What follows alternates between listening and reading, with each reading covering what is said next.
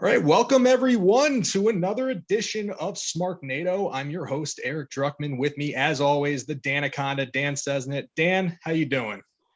Wonderful. Everything is good. I have 3 days off of work this week, so I don't even know what to do with myself other than housework Watch wrestling. and watch wrestling. Yes. I did. I watched Starrcade '96 today, so that was good times. Awesome, if, man. if ever there was some WCW to watch, that would be it. Hulk Hogan, Roddy Piper, can't go wrong. I'd be remiss if we didn't mention we have a very special guest today. We're proud to welcome one of the hottest indie wrestlers on the scene today and a personal favorite of Dan and myself. He is Ichiban Number One and the new king of the Scenic City. Please welcome to Smarknado, Jaden Newman. Jaden, how you doing today, man? I'm doing great. I'm getting to talk about wrestling with you guys, so I'm excited. I've been doing a lot of podcast interviews this month, it seems, so I'm excited I was able to get in with you guys and just talk the craps and have fun. Yeah, you are awesome, on the come up for sure, sir. Like, we've been fans for, since the beginning of this show, so it's really awesome to have you on for sure, and to sort of see the evolution of, your character, in and out of the ring, and it's just really awesome. So thanks for coming on today. Really appreciate it. No, I appreciate y'all. What do you want to dive in with? Absolutely. So Jaden, certainly it's been a long week for you. I know you're coming off a little Northeast excursion. We're going to get into that later. But just to start, what were your earliest memories of professional wrestling? So it's a little all over the place, so bear with me. Okay. The first ever glimpse of professional wrestling I saw on my television, like, it wasn't a match, it wasn't anything like that. I was channel surfing at my dad's, and I just was surfing. And this was around the time I was first meeting my dad too. So like we were like trying to like figure out like what we were going to bond over and stuff like that. Gotcha. Wasn't wrestling, by the way, so don't think this is one of those stories. Okay. So we get to, like, I guess it was Spike, and all I see is Abyss getting gored through like the backstage set by Rhino, and then my dad was like, nope, and just kept going, and I was like, what the hell was that? Wow. So, that was like the first like memory I have of seeing professional wrestling. And then I started going to the flea market on the weekends with my grandfather, and I discovered the professional wrestling booth that they would have there. Okay. And that was where like I would like watch the screen that they had to like, display what DVDs like they have for sale and things like that. And I was like, oh man, this is really cool. So the thing that my grandfather would let me do is he would let me get 3 DVDs out of like the little bargain bin, because they're like $5. So I'd end up getting like 3 DVDs for like $15. Pretty good deal. Right on. That's good deal. And one of them I got was Rey Mysterio's his documentary, like his first one that he did with WWE. And obviously, like, it goes over like his origins of getting into the wrestling business and like where he was at that time in like 2005, 2006-ish. But I saw the match of Rey Mysterio versus Eddie Guerrero, Halloween Havoc 97, and instantly I was sucked in. That was the match that completely won me over and said, this is amazing. I want to know more about this. That's perfect. And that was the deep dive. That was it. That's awesome. You beat me to my next question, which is, what is that watershed moment that made you want to do it? Obviously, it was that Rey Mysterio versus Eddie Guerrero match from Halloween Havoc, which, by the way, did you get the new 2K game? Because you can play that match. I haven't, but I have a buddy who has a PlayStation. He's always trying to get me to come over just so I can see it, because he knows like I'm a huge Rey Mysterio fan. So I was like, maybe one of these days I'll come over. I'm just not a huge gamer like I used to be, even though, Yeah. That was actually, speaking of the Starrcade that I watched, the best match on that Starrcade card, in my humble opinion, was actually was Liger versus Rey Mysterio. So, my God. I've never seen that match. I had no clue that was a thing. But granted, I'm not a huge WCW guy. Maybe it was because I was dead during the duration of the time the company was live. But I never was a huge WCW guy, but I respect like the cruiserweight division that they built, you know? Yeah, for sure. Yeah. And, that was like my childhood. We were super interested to know like what your perspective was growing up in the business. We're a little bit older than you. I was born in 88. Dan was born in early 80s. I'm not going to disclose 81. that. I'll put it out there. This is no kayfabe. No kayfabe.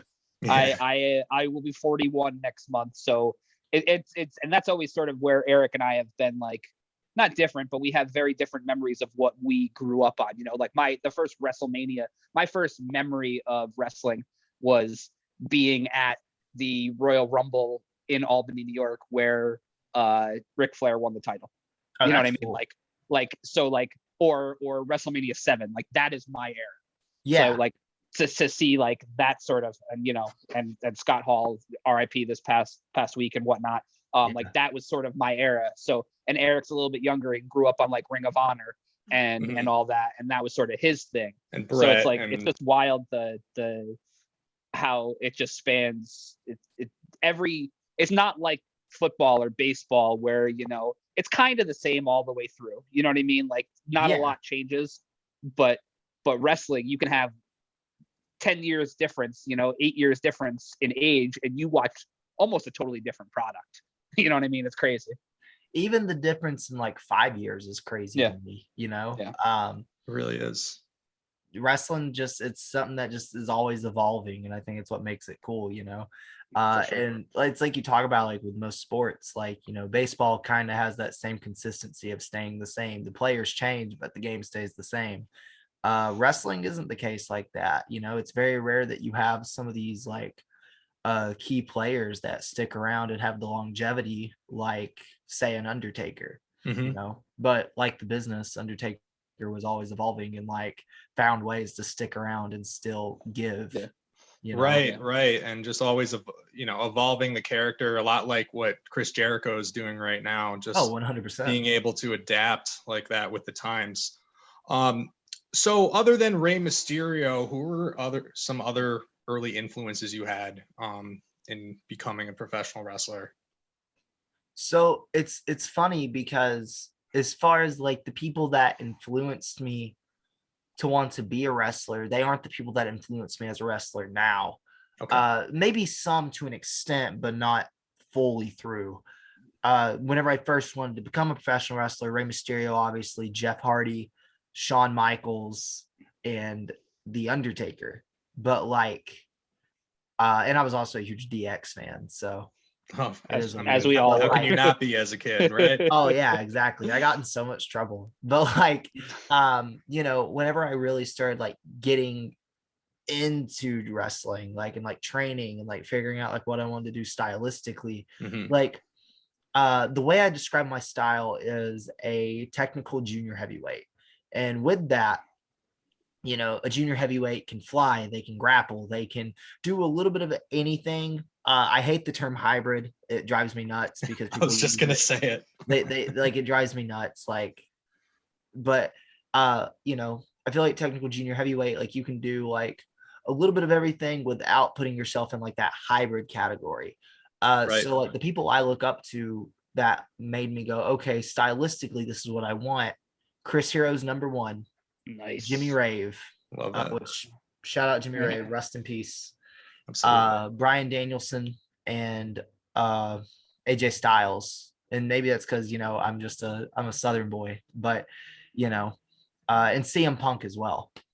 Those guys were the people that paved the way from their own little areas and like showed that like you can go against the grain and get it, and they had a hustle. Like to me, nothing embodies professional wrestling more than like say like that early to mid 2000s like independent wrestling grind. My God, yeah.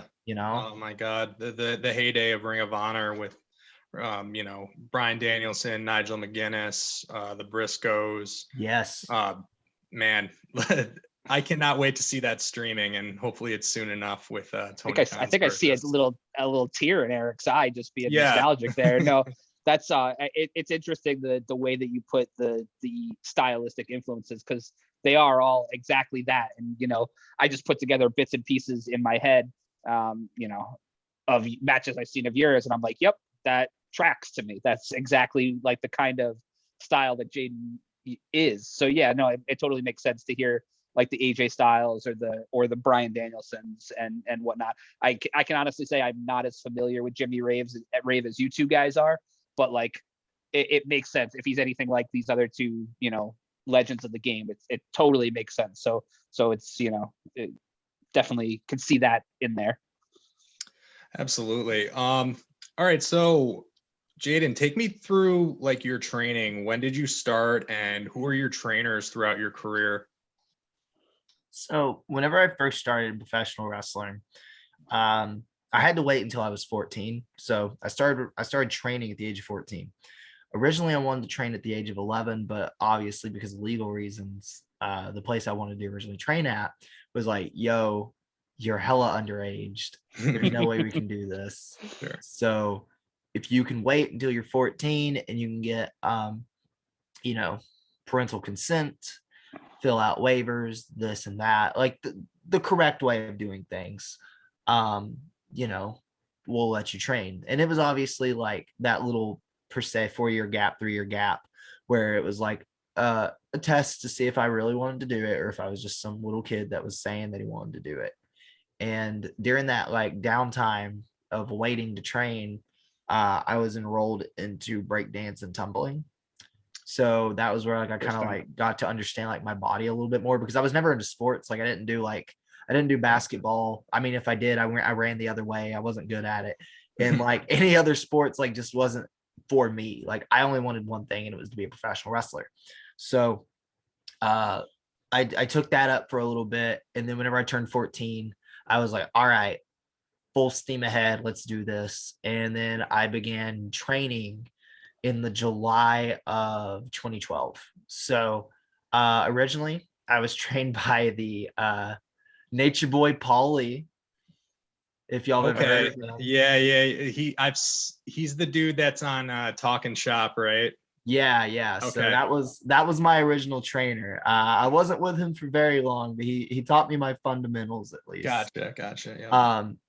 Later, I would go on to be retrained and mentored by Kerry Awful and Nick Iggy of the Carnies in Crux Wrestling. Yep. So that was where I pretty much, credit my training for the most part was with them, because they completely like rebuilt me from the ground floor and built me up and like taught me like, hey, like this is the right way to do this.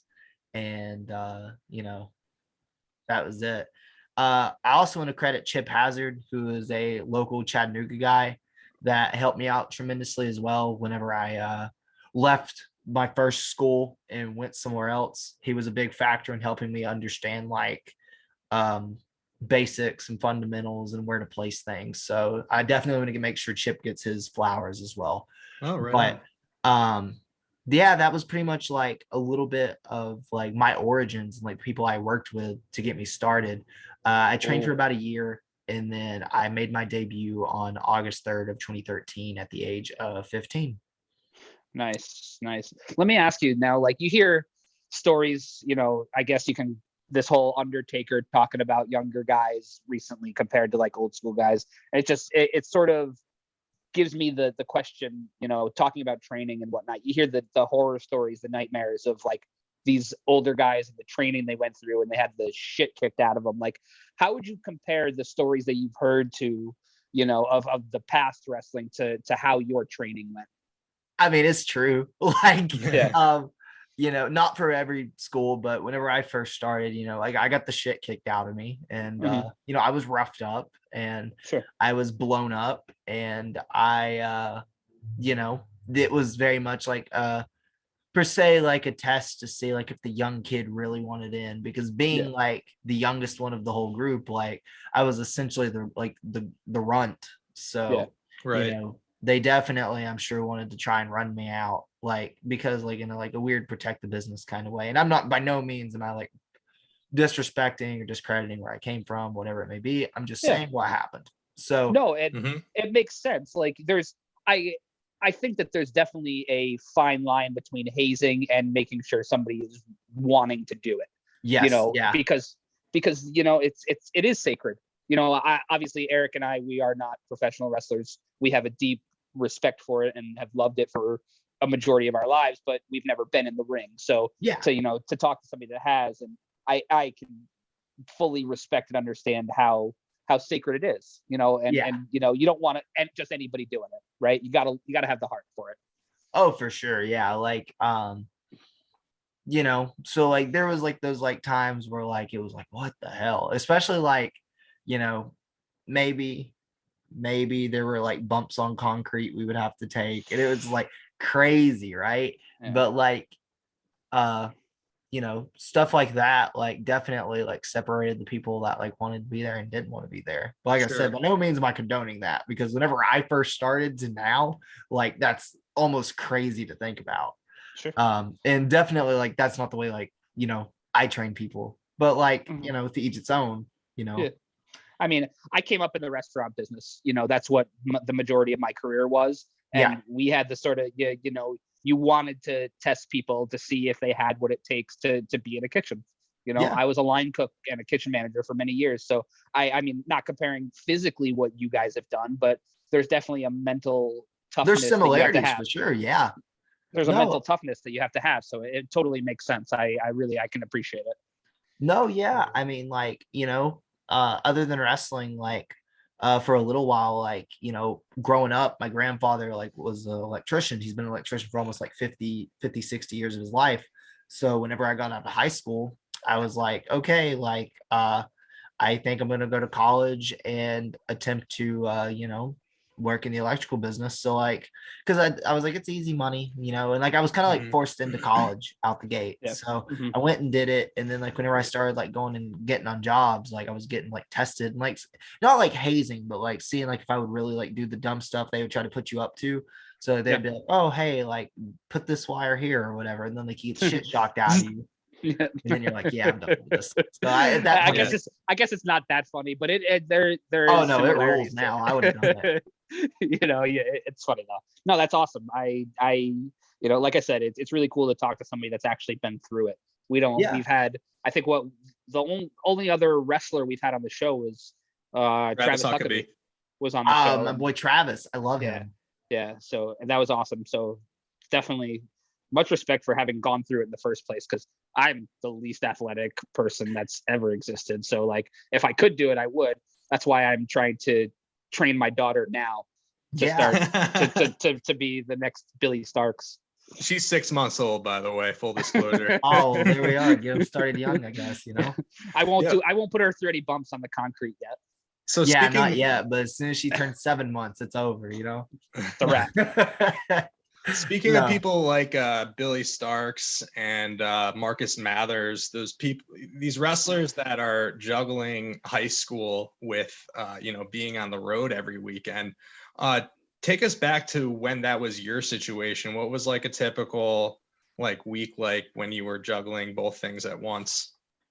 Well, I made the mistake of choosing one over the other. Okay. So I put more time into wrestling than I did into school. All 4 years of high school that I was there, I was a freshman essentially. Like I never got my credits to like move on up until I got to my 4th year of high school where I would have been graduating.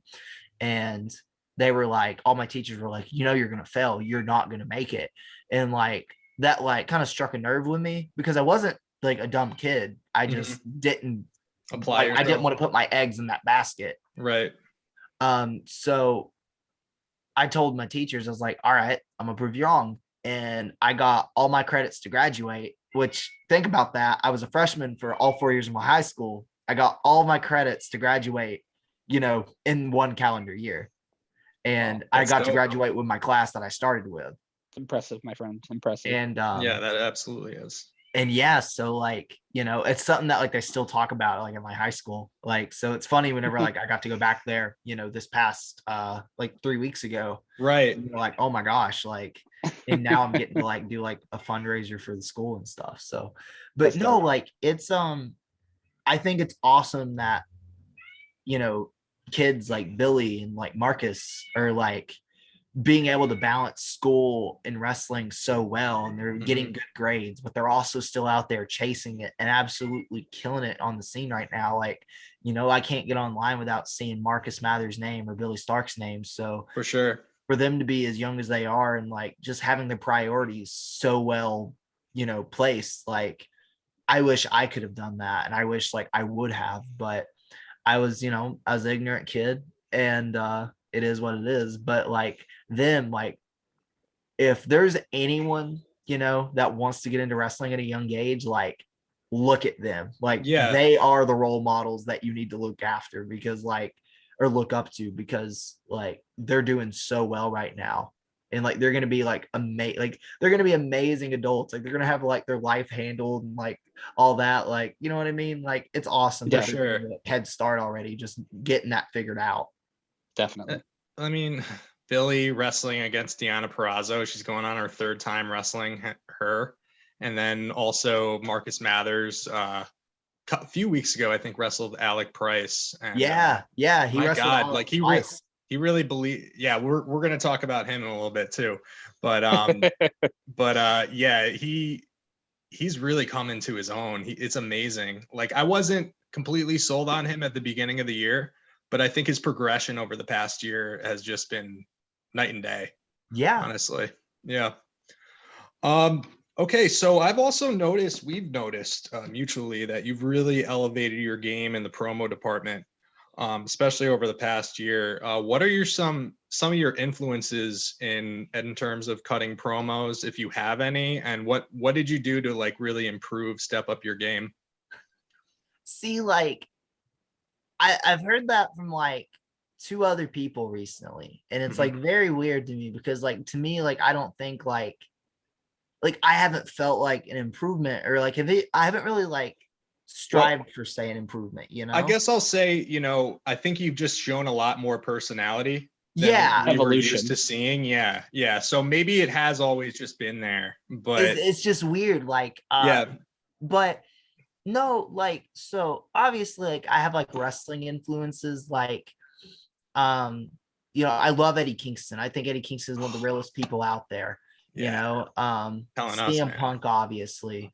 The Rock. We call Eddie Kingston Uncle Eddie in this house. He's my wife's favorite wrestler. He's Grandpa Eddie to me. Wow. I got a very fun story about Eddie. I'd love to hear it. Yeah. So a few years ago, I was wrestling at this place called Atlanta Wrestling Entertainment, and they brought him in for, I believe it was Show of the Year 4 in December of 2017. And Eddie was advertised for the show. So I was like, oh, that's cool. Eddie Kingston, former Jakara Grand Champion. Like I was excited because I've been a fan of Eddie's for a long time. The thing with Eddie is, though, whenever you see him, whenever he's not in gear, you wouldn't recognize him. You know what I mean? Right. So like whenever he showed up to the venue and like he was there early, he was like kind of like, joking around and shit about like being old.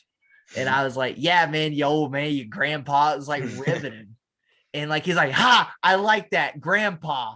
And then like he was calling me grandson all night. And then he put on his gear, and I saw him again, and I realized who I was talking shit to this whole time. And he walked up to me, he's like, ha, he's like, you ready for tonight, grandson? And I was like, oh my God. So then every time after that, whenever we had worked shows in Atlanta together, he would call me grandson, and I'd call him Grandpa Eddie. That's such awesome. A cool, like, accidental occurrence. And I was terrified. I think you earned his respect, like, inadvertently. I guess that dude probably doesn't even remember me now, but like, you know what I mean? Like that was such a funny instance. Like I'm always going to like keep near and dear to my heart, because he was such a cool dude. And I learned so much by just getting to listen to him in the locker room. Absolutely. Because he's such a locker room leader, and he's just so smart. And like, and I hope to God, like, I'm glad now he's getting his flowers, because like he's worked entirely too hard. Yeah. Like, but I feel one day like he's really gonna, like, people are gonna realize like what they had. He's that guy. I think that even right now, the way that they're setting up the Jericho Appreciation Society, this is made to make major baby faces out of Eddie, Santana, and Ortiz. Like, yes. The reaction for them is going to be crazy when they get their 100%. Revenge. And I mean, having, being a New York guy, that is, Eddie is New York to me. Yeah, yes, absolutely. Like, he's New York through and through. Like how we have a connection to him. Yeah. Like, he reminds me of one of my buddies that I went to college with, Yeah. He's relatable, man. That's the thing. Yeah. He's relatable. That's why he clicks so well with the audience. Mm-hmm. Yeah. No, and he's still got years left in him, man. He's not, I mean, grandpa or not, he's a tough dude that's still going to keep going no matter what. So he's legit one of the best, man. I'm so appreciative that we get to see him on our television screens now. Blessed for sure. So, Jaden, without naming any names, unless of course you want to, what is the craziest backstage story that you were a witness to? Oh, man.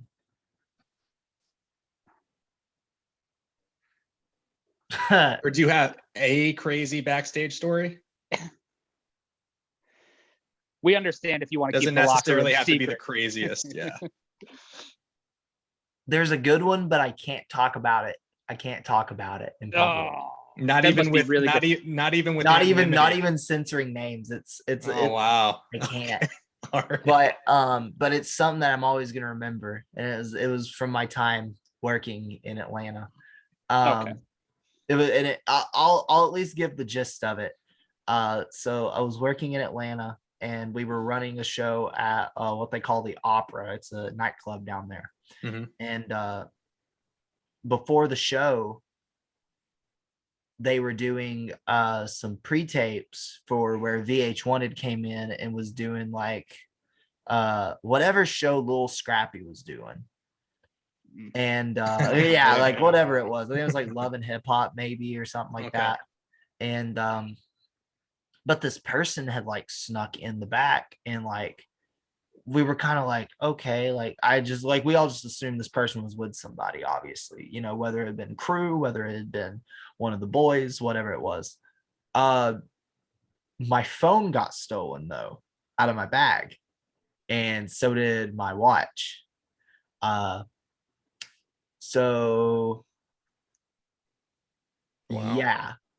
That's where I'll end the story because it's from then on it's a wild turn of events. Yeah. Yeah. I'm sure you didn't take kindly to that. I'm sure so somebody got a hangman's clutch. No, and it was crazy because I didn't even do anything to the guy but it was just from then on it was legit probably one of the craziest from that moment forward with the events that then take place with the cops being involved and things like that. It's one of the craziest stories over a phone, dude, over a phone. And I was like, my God. Oh man. And but yeah, it's a wild story, but one that I can share is this is not a wild one, but it's a very funny one. So I have a trainee named Aaron Wade. And if you follow Aaron Wade on social media, God bless you. You know what you're getting into.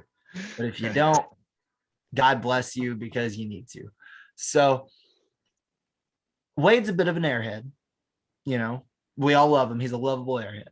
Yeah. And he's literally the most over person I've ever met in any locker room because he literally will just any locker room he goes in, people just are in awe, shock and awe about him because they've heard so many stories about him and they've just read his stuff online. So the first time he meets Anthony Henry, who, as you know, is one of the most serious human beings you'll ever see on the planet. It's very rare to catch Anthony Henry smiling. Yeah. He walks in and he says, "Hey, it's Anthony Henry." And I just put my head down because I've known Anthony for years. And I was like, oh my God, he's going to die. So he goes, "Hey, it's Anthony Henry." And Anthony goes, "What?" And he goes, "You're Anthony Henry." He goes, "Yeah, what's your name?" And he goes, "Aaron Wade." He goes, "What's your full name?" He goes, "Aaron Wade Wade." He goes, "Your real full name." Aaron Wade Smith. And he tells him his full fucking name, dude. And he freaks out and panics. And Anthony just goes,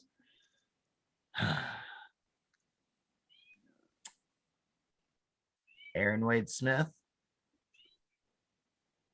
Anthony Paul Henry. And I was in shock because he told him like his middle name. And now the reason I'm sharing his middle name is because apparently the UK scene found out about it. So whenever like Drake and Anthony went over there for WXW, I think, they started at go APH chant, and Anthony told me, he was like, what the hell? I didn't know they knew my middle name. That's weird. So I think that's common knowledge. If not, I'm sorry. But after that, Anthony would keep messing with Wade all night, and Wade would say things and Anthony would just start laughing. And it was the scariest thing I've ever watched, but it was so wild because I've never seen someone break Anthony like that. But Wade made Anthony Henry laugh, and I got to witness it. And it was one of the it was one of the wildest situations I've ever seen. That's awesome. I'm going to have to follow more Aaron Wade. I think we follow him on Instagram, but is Twitter really where the action is? It's where the action's at. Okay. All right. We're going to have to Twitter follow him. All right. What we got here? Oh, Jaden, what mainstream wrestling are you currently watching, and who are your favorite talents in mainstream wrestling? What's your current favorite feud and storyline? That's good. So I don't watch too much WWE right now. I try to keep up with it because, I want to stay refreshed on everything that's happening. Honestly, there's no better current wrestling product, in my opinion, than probably AEW and Impact. I definitely am following more AEW currently, So absolutely.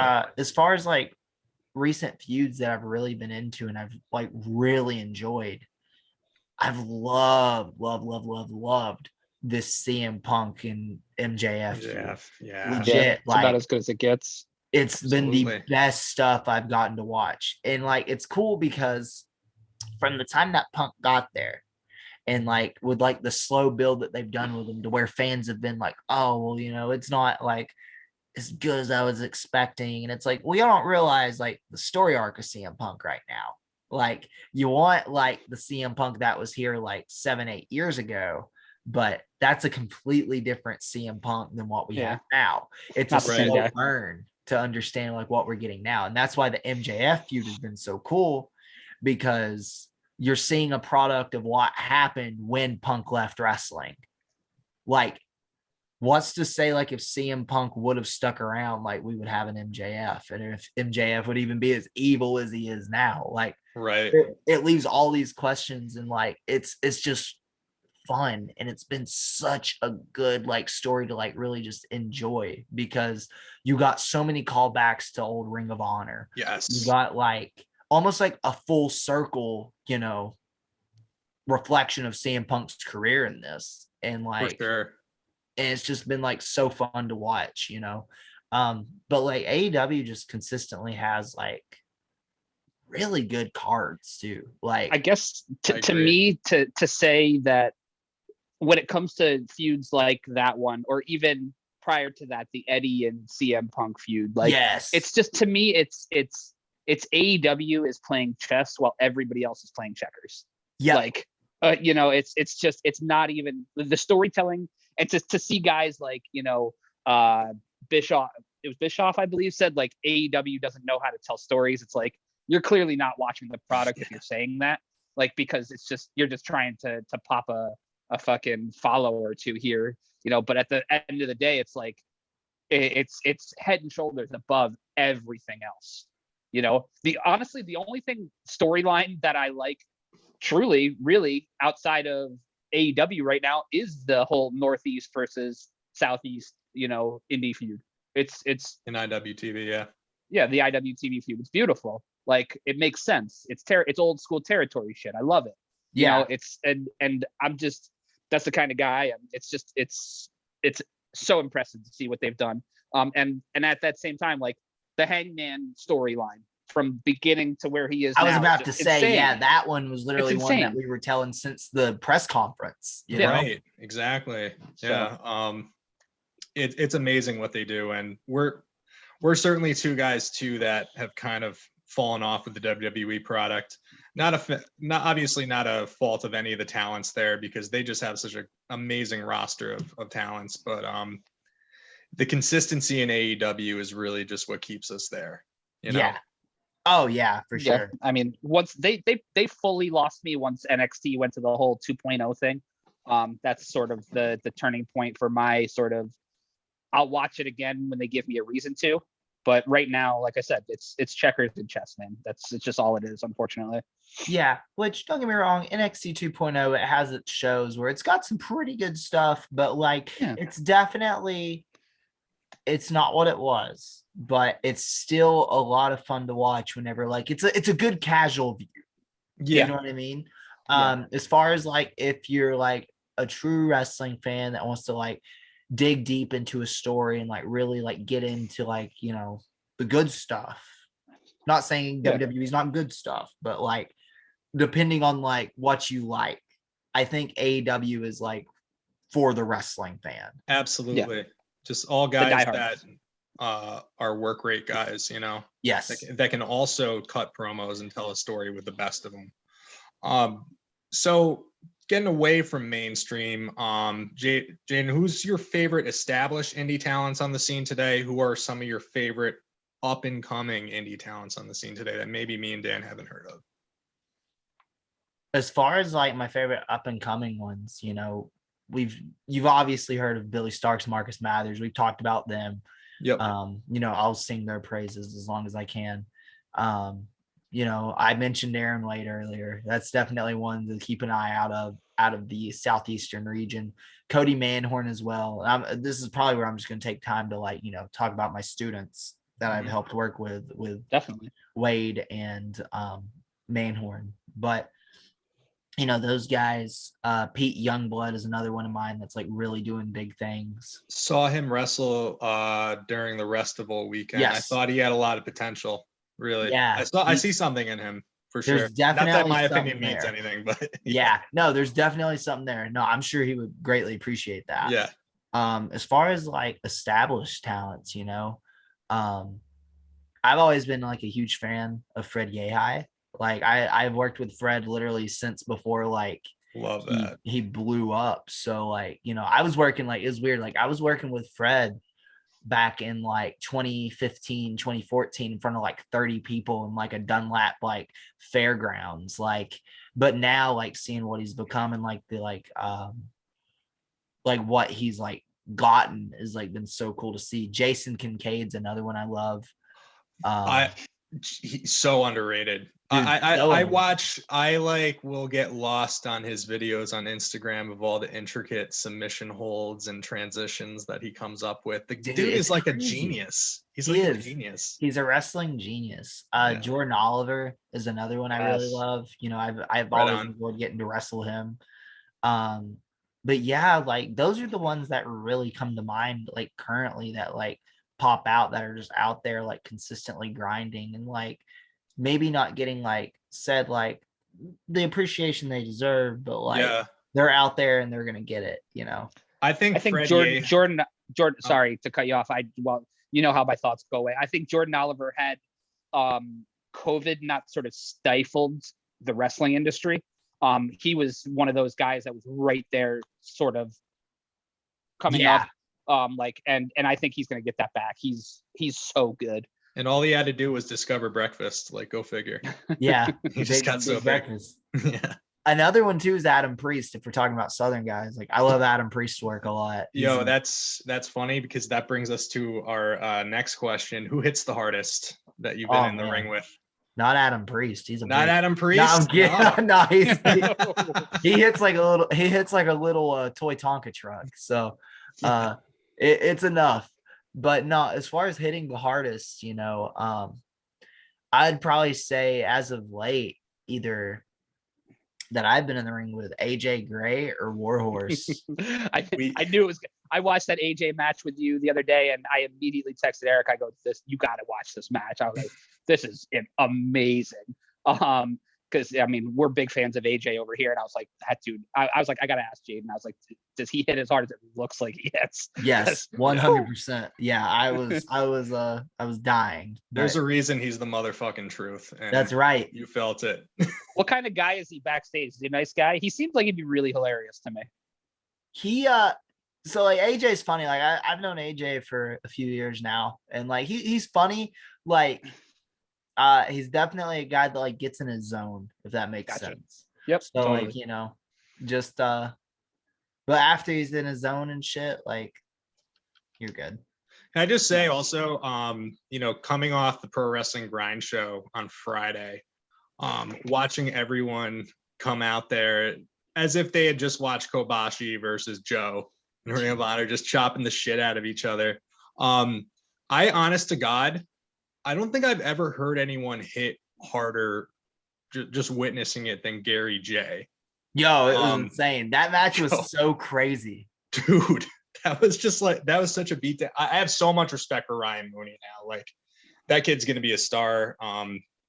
Seeing him from Ring of Honor to where he's at now, but Gary J, just, I don't know how someone that size hits so damn hard.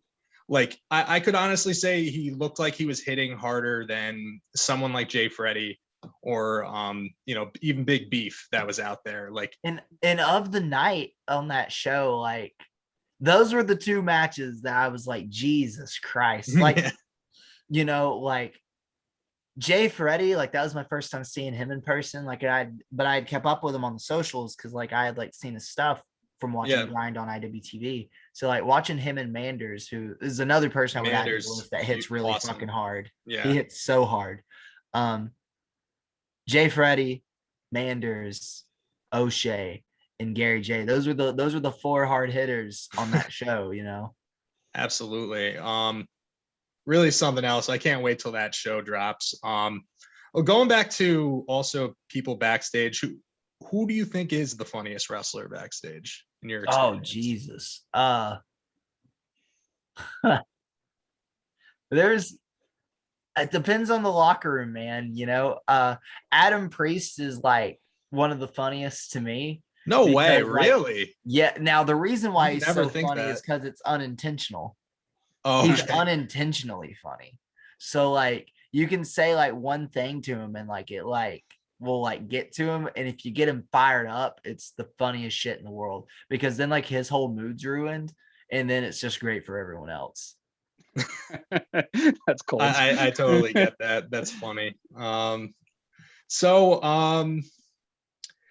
the obviously the world being open back up and everything, Jade, have you done any international tours, and do you have any aspirations to get on some international tours? And like, where ideally would you like to go if you were given the opportunity?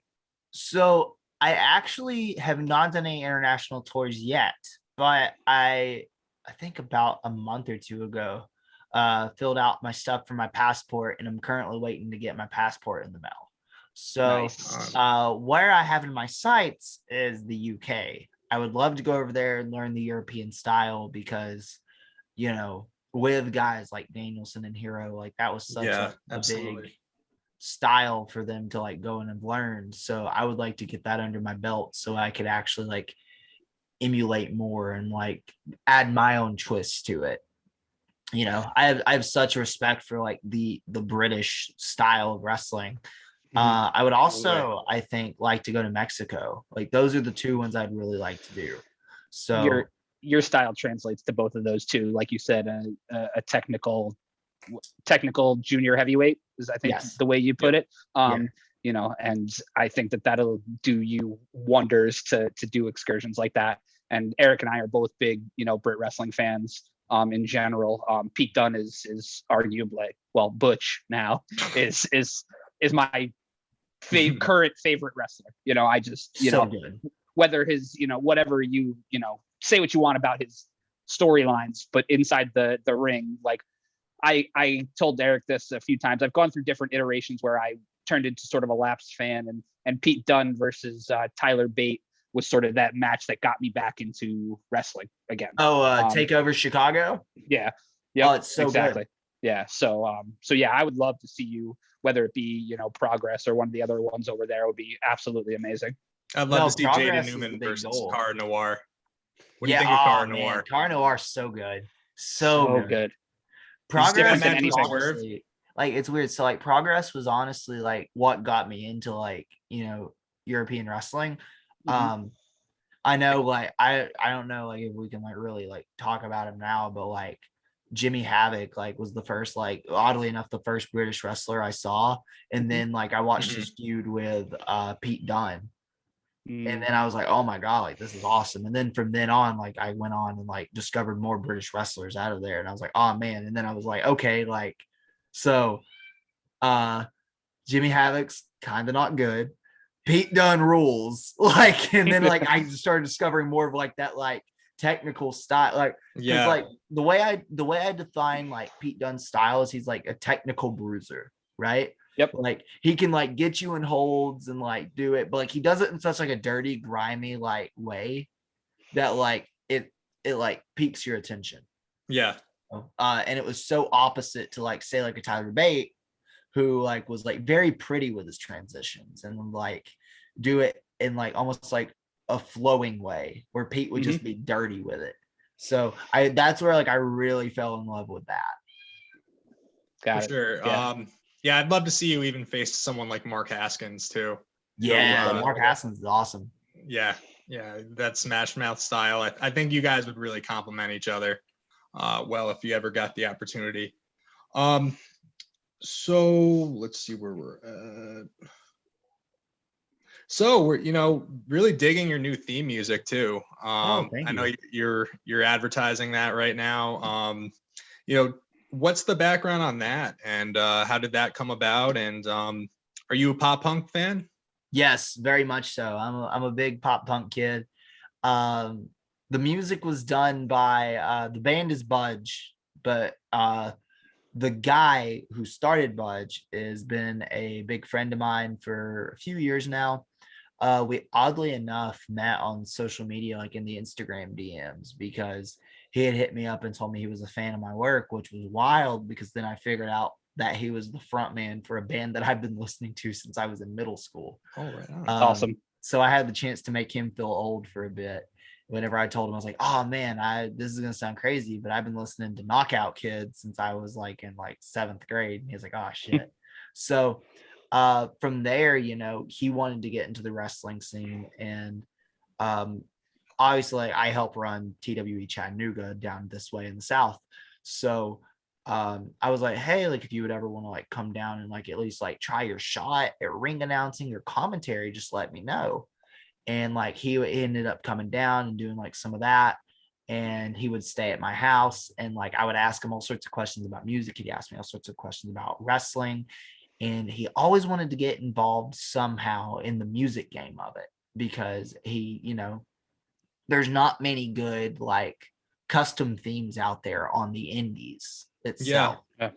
So whenever he had the chance to do it with this group, like his group of friends that he's doing this project band Budge with, he hit me up and was like, so would you really want to like do this? And I was like, yeah, absolutely. So all the bells and whistles, like we knocked it out of the park. It was about a 5-month, 6-month process, but like I couldn't be any happier with the song. That's awesome. It turned out so good, and it's something that like I actually like can listen to in my car, and like it doesn't feel like a wrestling theme.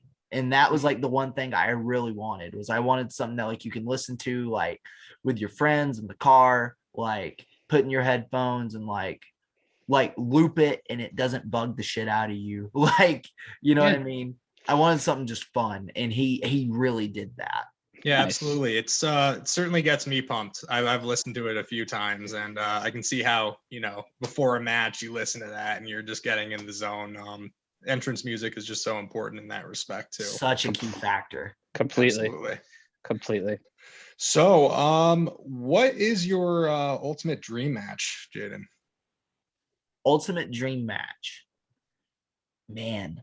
For me, I would have to say Chris Hero, because that's literally one of my biggest heroes, no pun intended, in professional wrestling. Like, to be able to like, hopefully, he's not retired, but like for him to potentially come out of his hiatus and like have the opportunity to work with him would be such an honor.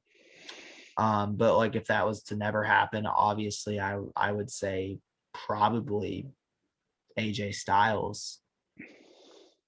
Okay. Right. Yeah, I think that's certainly attainable at some point, whether it be you going to WWE, fingers crossed, or AJ, doing a little indie or whatever run again. So hopefully you got your paths crossed someday, because that's a match that we would both love to see. Oh, for sure. I would actually, when you said Chris Hero, I just thought about that first, because I was like, man, I just can't wait if he is going to come out of, like you said, this hiatus, the matches that he's going to have, with so much indie talent right now, is going to be off the charts. And he seems it's like a complete new crop of guys that he's never had a chance to touch with, and that's like the most exciting part. Right. So exciting. And he's definitely the type of guy that would really love to work with like younger talents too. Yes. Give them that rub. So Jaden, outside of wrestling, what else occupies your time? What shows do you watch in your spare time? What's non-wrestling Jaden Newman like? Is there a non-wrestling Jaden Newman? I'm kind of boring. So, whenever I'm not wrestling, I normally, I try to be at home as much as possible with my wife. I've been married now for, it'll be 2 years actually next week, in 2 weeks. Yeah, I'm going on 1 year this weekend. So there we go. There we go. Congratulations. Congratulations to you. So, but I spend I try to spend as much time with her as I can whenever I'm not wrestling. We have 4 cats, so we're occupied, with being a cat home. We like to stay in. We like to DoorDash food and just eat and watch movies. I'm sorry to laugh at you, but I'm literally texting my wife like, what was the Chinese place we like from Grubhub? Yo, legit. There's like a little Chinese place right down the road we get all the time. And like, we'll just be like Chinese. So, that's I love it. Jay, what's your go-to order when you order Chinese? Normally, so for me, it's the General Tso's. Same. And then for her, she does the sweet and sour chicken. Right on. I feel like everyone orders General Tso chicken. Any warm-blooded American man, or what I mean. Not exactly the most authentic, but damn, it's good. It is. But normally we'll order us some Chinese food or whatever it may be, and we'll watch whatever we're feeling. We watch a lot of trash TV currently, like reality shows. Yeah, she's actually in the corner of the room right now. She's telling him, tell him about the Wild Whites. There's a show on TV we're watching called The Wild Whites right now, and they're in West Virginia. It's a Dick House production. It's produced by Jeff Tremaine and Johnny Knoxville. Should tell you. Okay, yeah. It's good. It's real good. I saw that because actually Tubi has all the old Lucha Underground, and I was like, oh, there's finally a way to watch Lucha. Yeah. So it was a way to watch Lucha Underground, and then I saw the commercial for that, and I was like, all right. Oh, it's cool. Crazy. It's nice. It's worth your time. I've only watched 1 episode, and I was like, this is bizarre. Always looking for something new. So, Jaden, if you are the king of the Scenic City, at least the new king of the Scenic City, which is Chattanooga, Tennessee. If we were ever to visit the Scenic City, what's there to do in that area, and what's the food scene out there? Tell us a little bit about Chattanooga. Well, obviously I'm gonna say come to a TWE Chattanooga event, but non-wrestling wise, what I recommend doing, we have a nice aquarium, we have a beautiful zoo, we have a nice park downtown with a walking bridge, legit, such pretty sights everywhere. There's really a plethora of things to do. It's so hard to really pinpoint what to do. Gotcha. As far as the food scene though, my God, you have to go to the City Cafe. You know, you have to go to the one on Carter Street though. That's the City Cafe. Okay. That's the one that's 24 hours. Right on. All right. Nice. So it's more of a place where you kind of have to see it to believe it. I'm sure that's why it's the scenic city, beautiful views and everything. So yeah, certainly a place that, I mean, I want to go down south more often now too. So if you go to Chattanooga before you visit me in Charlotte, you and I are going to have words, bro. Yeah, if you literally pass by him, like, what are you doing? Pick him up on your way down. Yeah, that's fair. Yeah, we'll make a trip. Absolutely. So obviously, Jaden, you know, you're coming off a tour of the Northeast. You worked Wrestling Open against Alec Price, and then Pro Wrestling Grind against Channing Thomas. Two men that were trained together, continue to train together. What was it like working with both these talents? And also walk me through, because something that I noticed, the stark change of wrestling is that you were a heated heel the night before, and then you were the beloved baby face the next day. So what was that whole experience like?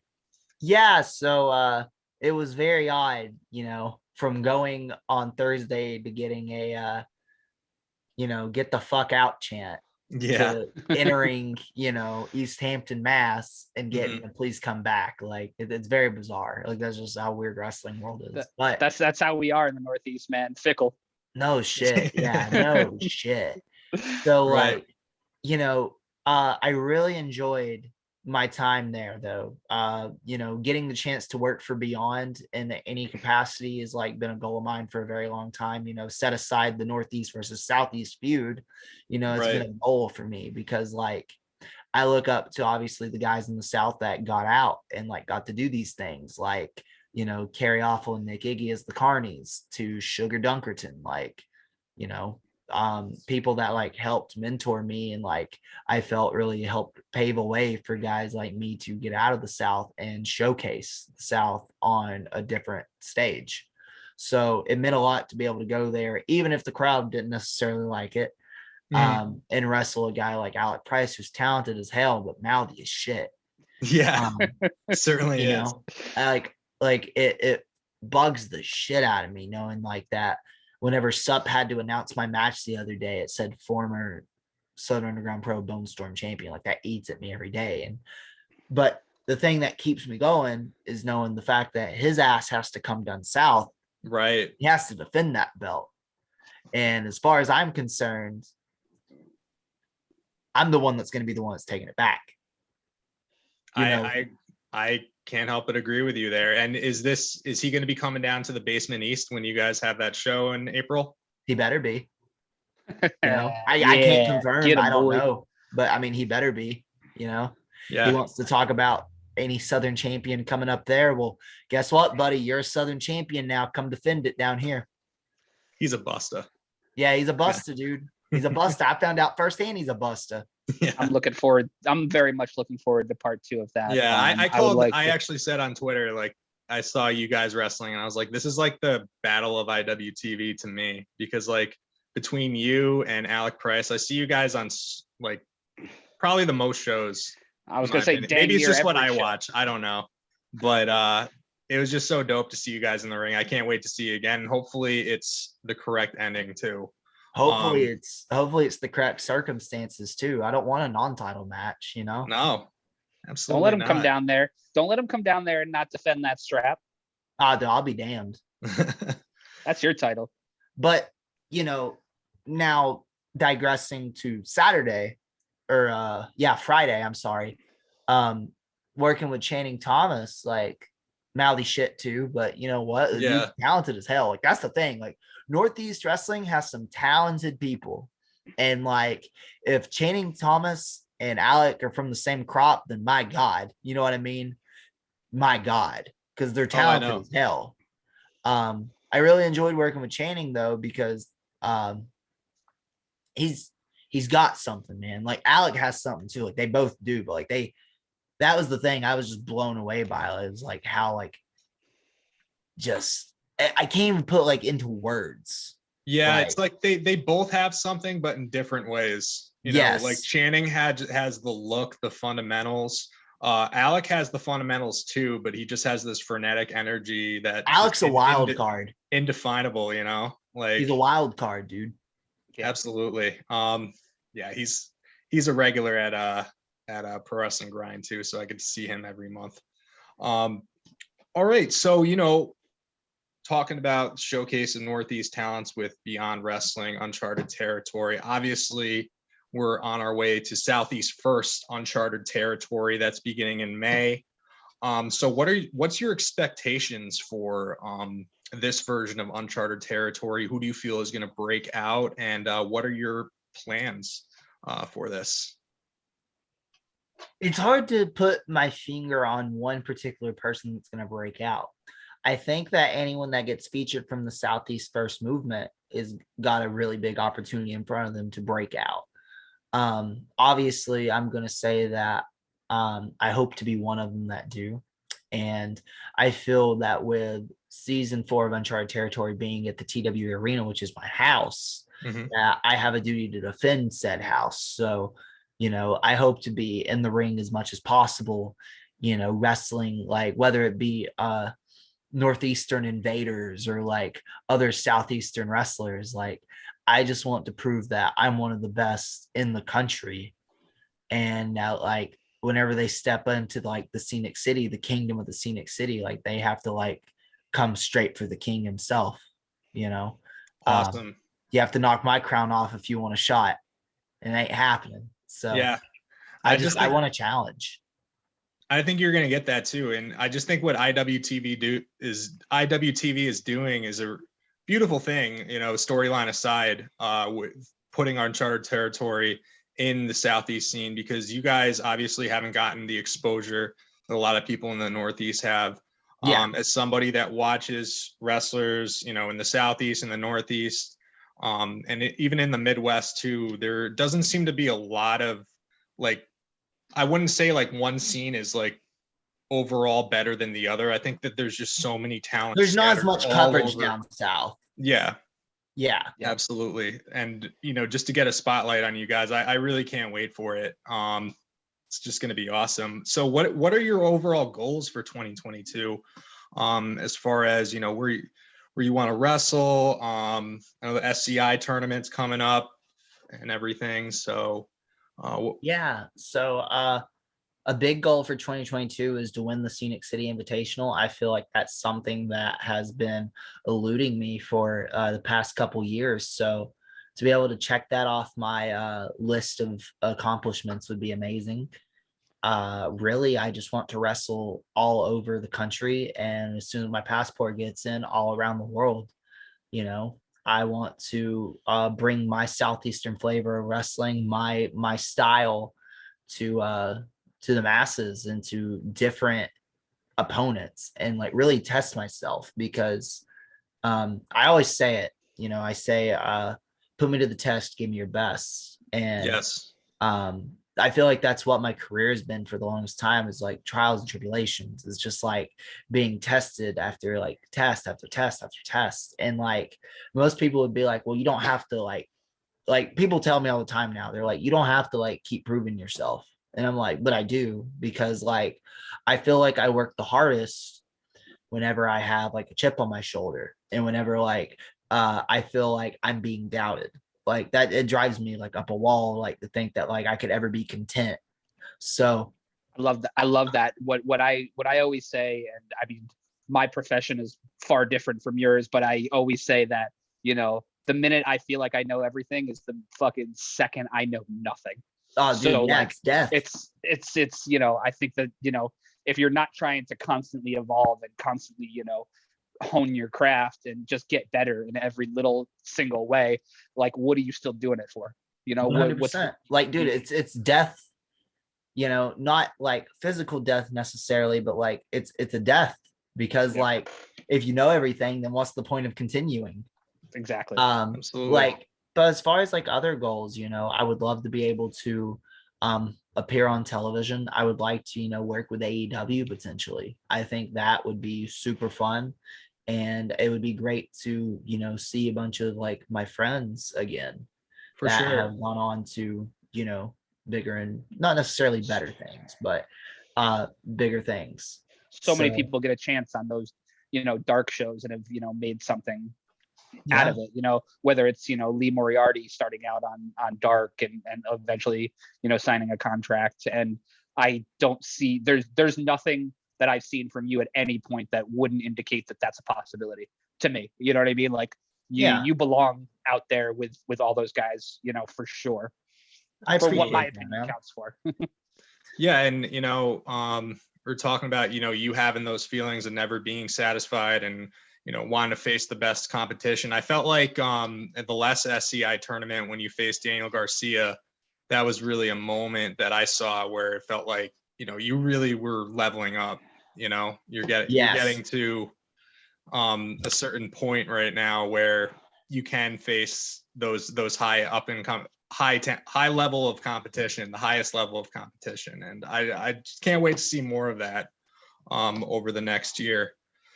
So Jane, as we're wrapping up here, do you have any WrestleMania weekend bookings coming up? What are some future bookings that you have, future matches that you're looking forward to? Tell us what's on the schedule upcoming. Yeah, so it's funny you said that. I actually had my phone pulled up ready to go over that stuff. So I came prepared with my notes too. Look at me. So yeah, no, this weekend, as far as like any upcoming dates, every Thursday, unless it's like a very rare chance I maybe pop up again at Wrestling Open. I work for a show called Galaxy Pro Wrestling in Grimsley, Tennessee. I'm pretty regular there, so you can catch me there on Thursdays.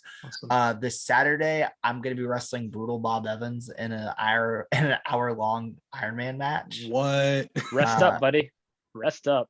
Yeah, dude. I've been drinking so much water. As far as WrestleMania weekend, I only have one booking, but I'm okay with that because it's the weekend of my anniversary with my wife. So that means I just get to get back in time for her and actually spend time and celebrate it properly. But you can catch me down there. It's at IHWA. I'm going to be wrestling Vinny Pacifico. Oh, cool. Northeast guy. Yeah, another Northeast guy. And I am 2-0 against him currently. So hopefully 3-0 is the ending total there. But, I believe that show's at 5:00 in Dallas, or is it Bedford? It's one of those areas. But that's where you can catch me as far as Dallas goes. Other upcoming events, obviously I'm a regular with Action Wrestling.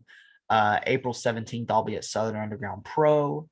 SCI in August coming up, big tournament there. And then every second and fourth Saturday, unless something crazy happens, TWE Chattanooga. Nice, man. Right on. Full schedule. Do you I gotta ask, do you work a quote unquote real job like we always got asked back in the wrestling industry, or is this sort of full time for you now? So technically yes, but I make more of my income on professional wrestling, which is like a blessing. That's awesome. I work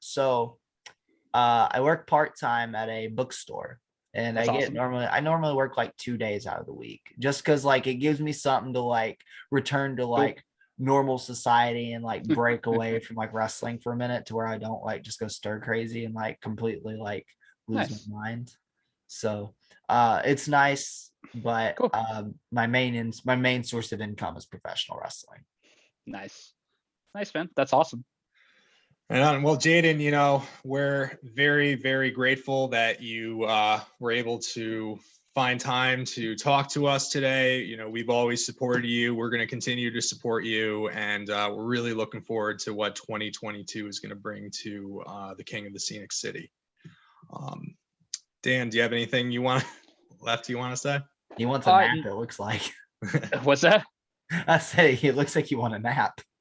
Oh, 6-month-old child. I always want a nap. I actually just woke up from one. No, I'm just gonna echo what Eric said. I really truly appreciate you coming on. We don't do interviews too often, so it was definitely a blessing to have you on. Enjoyed the time. Looking forward to seeing you not only on our IWTV, but on regular network television soon. I think you got it in you. You are definitely right up there as far as my favorite indie talents are concerned. And you definitely solidified that with your matches recently against AJ and Alec Price. So I'm just, I think the future is super bright for you, and I appreciate having you on. And when you get super famous, just, remember the small guys. That's all. Always will, man. Always will. All right, Jaden, thanks for your time, and good luck. Thank you. Thanks, Jaden.